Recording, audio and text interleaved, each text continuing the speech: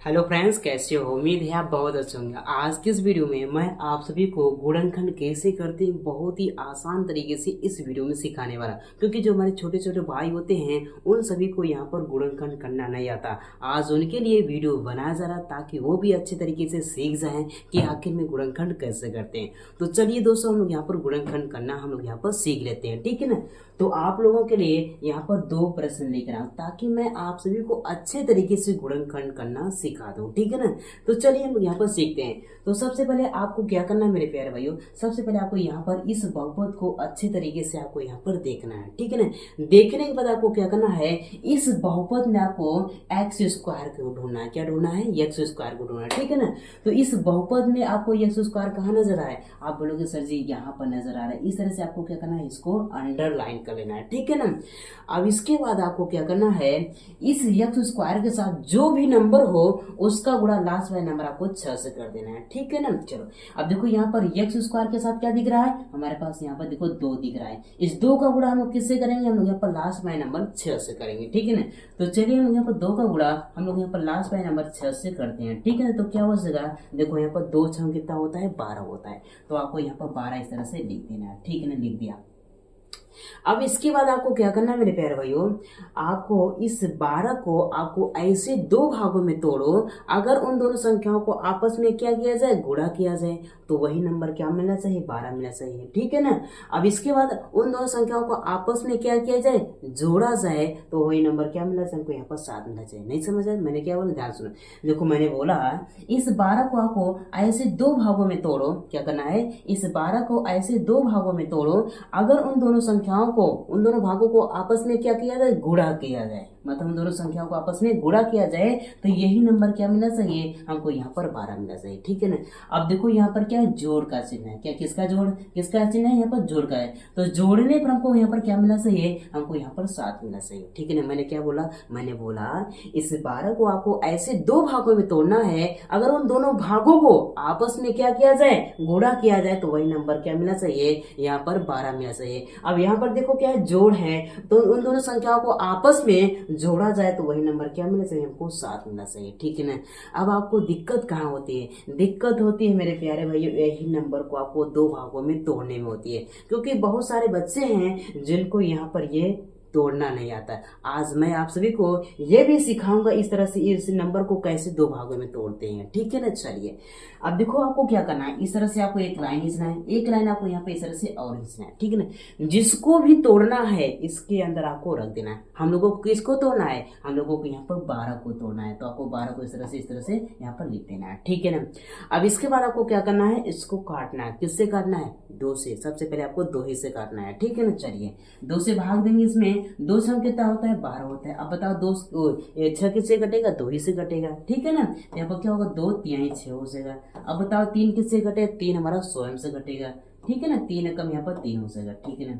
जब नीचे 1 आ जाए तो आपको समझ जाना है, आगे हल नहीं करना है, ठीक है ना। देखो हम लोगों ने 12 को कितने भागों में तोड़िया? 1 2 3 भागों में तोड़िया, लेकिन 12 को हमको कितने भागों में तोड़ना था? 1 2, मतलब सिर्फ 2 ही भागों में तोड़ना था। अभी आपको घबराना नहीं है, आपको क्या करना है, जो आपने 12 को तोड़ा है 3 भागों को पहले यहाँ पर लिख देना है। तो देखो हम लोग 12 को कितने भागों में तोड़ा है? हम लोग ने यहाँ पर 3 भागों में तोड़ा है। 2 गुणा में 2 गुणा में यहाँ पर 3, ठीक है ना।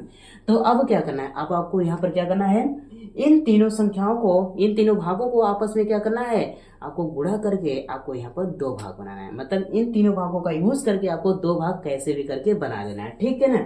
अब देखो, अब चलो हम लोग यहाँ पर बनाते हैं 2 भाग, ठीक है ना। अगर इन दोनों संख्याओं को आपस में क्या करते हैं, गुणा कर दें, तुम्हारा 1 भाग बच जाएगा ना। देखो 2 दूनी कितना है, पर 4 हो जाएगा, ठीक है ना। 1 भाग हमारा क्या है, 3 है, तो आपको यहाँ पर गुणा में कितनी है? देखो हम लोगों ने यहाँ पर क्या किया है, 3 भाग का यूज करके हम लोगों ने यहाँ पर 2 भाग बना लिया।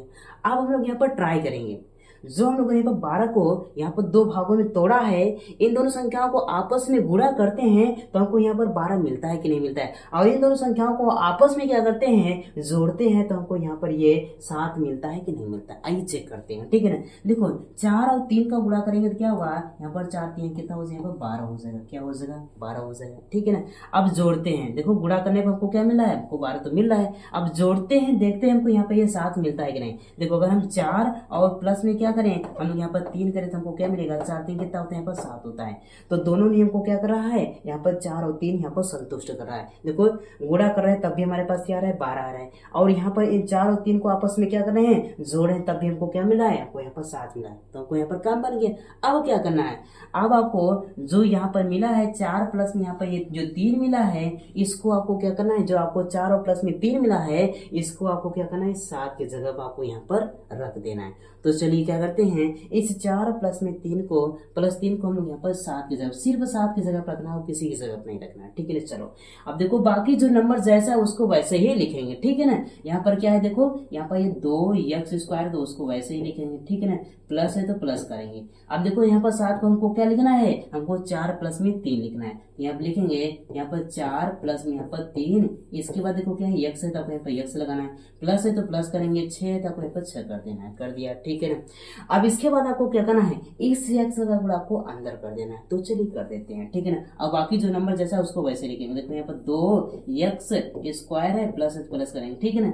4 का गुणा x में करेंगे, क्या हुआ यहाँ पर 4x हो जाएगा, प्लस है तो प्लस करेंगे। 3 का गुणा x में करेंगे, यहाँ पर क्या हो, यहाँ पर 3x हो जाएगा, प्लस है तो प्लस करेंगे। 6 है तो आपको यहाँ पर 6 करते हैं, ठीक है ना, कर दिया। अब इसके बाद आपको यहाँ पर क्या करना है, आपको यहाँ पर गिनना है नीचे वाले बहुपद में कितने यहाँ पर पद हैं। पद क्या होता है, जो पद होता है प्लस और माइनस से अलग होता है। किससे अलग होता है, प्लस या फिर क्या होता है, माइनस से अलग होता है, ठीक है ना। देखो इसमें 4 पद होंगे, देखो ये हमारा क्या पहला पद हो गया, ठीक है ना, ये हमारा दूसरा पद हो गया, तीसरा पद हो गया, यहाँ पर चौथा पद है, ठीक है ना। मतलब इस बहुपद में हमारे पास यहाँ पर 4 पद है। तो आपको क्या करना है, आपको यहाँ पर 2 पद का यूज करके आपको जोड़ा बनाना है। एक एक क्या करना है, जोड़ा बनाना है। 2 पद का यूज करके एक एक जोड़ा मतलब पेयर बनाना है, ठीक है ना। देखो यहाँ से ये यहाँ पर 2 पद का यूज करके मैंने एक जोड़ा बना लिया। इसी तरह से आपको यहाँ से इन दोनों पदों का यूज करके आपको एक और जोड़ा बनाना है, ठीक है ना। अब इसके बाद आपको क्या करना है, पहले वाले जोड़े से आपको क्या करना है, कॉमन निकालना है। इसी तरह से आपको दूसरे वाले जोड़े से आपको कॉमन का मतलब उभयनिष्ठ। उभयनिष्ठ का मतलब होता है जो यहाँ पर दोनों पदों में हो, ठीक है ना। अगर पहले वाले जोड़े से हम लोग यहाँ पर कॉमन निकालना है तो दोनों पदों में होना चाहिए, ठीक है ना। अगर देखो इसमें क्या है, हमारे पास अगर 2 है तो इसमें भी क्या होना चाहिए, 2 होना चाहिए, यही कॉमन होता है। क्या होता है, 2 कॉमन। तो दोनों पदों में सेम संख्या होनी चाहिए, ठीक है ना। इसी तरह से आपको दूसरे वाले जोड़े में भी आपको करना है। अगर इसमें क्या है, इसमें 3 है तो यहाँ पर दूसरे वाले पद में भी क्या होना चाहिए, 3 होता है, 3 होना चाहिए, यही क्या होता है, कॉमन होता है। क्या होता है, कॉमन, ठीक है ना। चलिए अब हम लोग यहाँ पर निकालते हैं। पहले आपको क्या करना है, पहले हम लोग क्या करते हैं, पहले वाले जोड़े को पहले तोड़ के लिखते हैं ताकि हमको कॉमन अच्छे तरीके से जाए कि यहाँ पर दोनों पदों में हमको यहाँ पर कॉमन क्या दिख रहा है, ठीक है ना। तो क्या करेंगे, पहले वाले हम लोग यहाँ पर जोड़े को पहले तोड़ेंगे, ठीक है ना।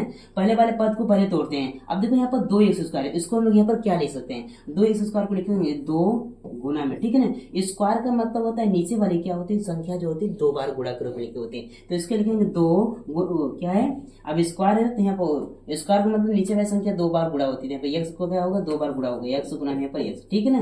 तो पहले वाले पद को तोड़ लिया है। इसी तरह से दूसरे वाले पद को हम लोग यहाँ पर तोड़ेंगे। देखो यहाँ पर क्या है, प्लस है, वो प्लस करना है। अब देखो यहाँ पर 4x है तो 4x को हम क्या लिख सकते हैं, इसको लिखेंगे 2 गुना में यहाँ पर 2 और गुना में क्या लिखेंगे, हम लोग यहाँ पर x लिखेंगे, ठीक है ना। देखो ये हमारा दूसरा पद हो गया, मतलब यहाँ पर जो पहला जोड़ा हमारा क्या हो गया, यहाँ पर टूट गया, ठीक है ना। तो हम लोग यहाँ पर पहले जोड़े से हम लोग यहाँ पर कॉमन निकाल सकते हैं, लेकिन क्या करेंगे, पहले हम लोग यहाँ पर दूसरे वाले जोड़े को भी हम लोग यहाँ पर पहले तोड़ लेते हैं ताकि साथ में निकाले जल्दी से कॉमन, ठीक है ना। अब देखो यहाँ पर क्या है, प्लस है तो आपको यहाँ पर प्लस लिख देना है, ठीक है ना।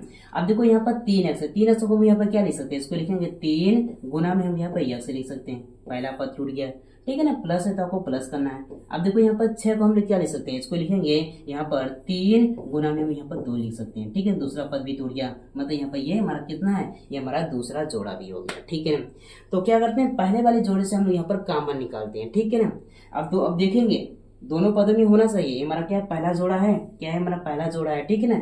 अब देखेंगे दोनों पदों में क्या होना क्या है, ठीक है ना। ये हमारा पहला पद है, ये हमारा दूसरा पद है, ठीक है, ध्यान से देखना। अब देखो यहाँ पर इसमें भी पहले वाले पद में भी क्या दिख रहा है, 2x इसमें भी दिख रहा है ना। और 2x दूसरे वाले पद में भी दिख रहा है, क्या दिख रहा है, देखो 2x हमको यहाँ पर दोनों पद है, 2x इसमें भी है और 2x इसमें भी है, तो दोनों x में कॉमन क्या दिख रहा है हमको यहाँ पर दोनों पद में हमको यहाँ पर कॉमन क्या दिख रहा है हमको यहाँ पर 2x, क्योंकि 2x दूसरे वाले पद में भी है और 2 से हमारे पहले वाले पद में है, दोनों पद में से हम लोग क्या कॉमन निकालेंगे 2x कॉमन निकालेंगे, तो आपको यहाँ पर 2x इस तरह से आपको यहाँ पर कॉमन निकाल लेना, ठीक है ना। अब इसके बाद बाकी जो बचा उसको क्या करना ब्रैकेट के अंदर इस तरह से लिख देना। क्या बचा हुआ है देखो, यहाँ पर देखो पहले वाले पद में x बचा है तो आपको यहाँ पर x लिखना है, यहाँ पर देखो प्लस है तो प्लस करेंगे, और दूसरे वाले पद में क्या बचा है यहाँ पर 2 बचा है, तो आपको यहाँ पर 2 इस तरह से आपको लिख देना है, ठीक है ना। तो इस तरह से हम यहाँ पर कॉमन निकालते हैं, ठीक है ना। इसी तरह से आपको यहाँ पर दूसरे वाले पद से भी आपको कॉमन निकालना है, ठीक है ना। अब देखो यहाँ पर क्या है प्लस है तो पहले आपको प्लस कर लेना है, ठीक है ना। अब देखो यहाँ पर इन दोनों पदों में कॉमन क्या दिख रहा है, क्या कौन सी संख्या यहाँ पर सेम है जो दोनों पदों में होने चाहिए। देखो यहाँ पर इसमें भी क्या है हमारे पास यहाँ पर 3 है और इसमें भी 3 है, मतलब दोनों पदों में कॉमन क्या दिख रहा है हमको यहाँ पर प्लस में 3 कॉमन दिख रहा है, तो यहाँ पर प्लस 3 को क्या करेंगे बाहर निकालेंगे और बाकी जो बचा उसको क्या करेंगे ब्रैकेट के अंदर लिखेंगे। तो क्या बचा हुआ है देखो, इसमें पहले वाले पद में क्या बचा है x बचा है, तो आपको यहाँ पर x लिखना है। क्या बचा है प्लस है तो प्लस करेंगे, और दूसरे वाले पद में क्या बचा हमारे पास यहाँ पर प्लस में 2 बचा, तो यहाँ पर 2 इस तरह से लिख देना है, ठीक है ना। तो इस तरह से हम यहाँ पर कॉमन निकालते हैं। उम्मीद है आप सभी को कॉमन निकालना आ गया होगा। अब आपको यहाँ पर चेक करना है मेरे प्यारे भाइयों, जो हम लोगों ने यहाँ पर गुणनखंड कर रहा हूँ जो कर रहे हैं यहाँ पर सही है पर गलत, कैसे से करते हैं आप देखो। अगर इन दोनों का मान सेम आता है तो मेरे प्यारे भाई समझ जाना कि हमारा गुणनखंड सही है, ठीक है ना। देखो x प्लस इसमें भी है और x प्लस 2 इसमें भी है, मतलब यहाँ पर क्या है हमारा गुणनखंड सही जा रहा है, कहीं भी गड़बड़ नहीं। अब क्या करना है मेरे प्यारे भाई, जो दो यहाँ पर 2 बार है उसको सिंपली आपको क्या करना है 1 बार लिखना है, ठीक है ना। यहाँ पर लिखेंगे x प्लस में यहाँ पर 2, ठीक है ना, इस तरह से। अब इसके बाद जो बाहर है उसको भी क्या करेंगे ब्रैकेट के अंदर लिखेंगे। बाहर क्या है देखो यहाँ पर 2x और यहाँ पर प्लस में क्या है 3 है, तो इसको भी लिखेंगे यहाँ पर 2x, यहाँ पर प्लस में यहाँ पर 3 इस तरह से लिख देंगे, ठीक है ना। तो बधाई हो मेरे प्यारे भाइयों, आप सभी का यहाँ पर एक गुणनखंड क्या हो गया यहाँ पर निकल कर रेडी हो गया। मतलब यहाँ पर इस बहुपद का गुणनखंड क्या हो सका यहाँ पर ये हो जाएगा, ठीक है ना। तो इस तरह से हम यहाँ पर किसी भी बहुपद का गुणनखंड निकालते हैं। उम्मीद है मेरे प्यारे भाइयों आप सभी को अच्छे तरीके से बहुपद का गुणनखंड करना आ गया। अगर आ गया मेरे प्यारे भाइयों तो यहाँ पर ईमानदारी पूर्वक से आपको क्या करना है, इसका आंसर आपको कमेंट बॉक्स में बताना है इसका आंसर क्या हुआ, ठीक है ना। उम्मीद करता हूँ आपको ये क्लास अच्छी लगी। अगर क्लास अच्छी लगी मेरे प्यारे भाइयों तो एक लाइक जरूर कीजिएगा और चैनल पर नया है तो चैनल को जरूर सब्सक्राइब कर लीजिएगा। तो चलिए मिलते हैं एक और नए वीडियो में, तब के लिए जय हिंद, वंदे मातरम।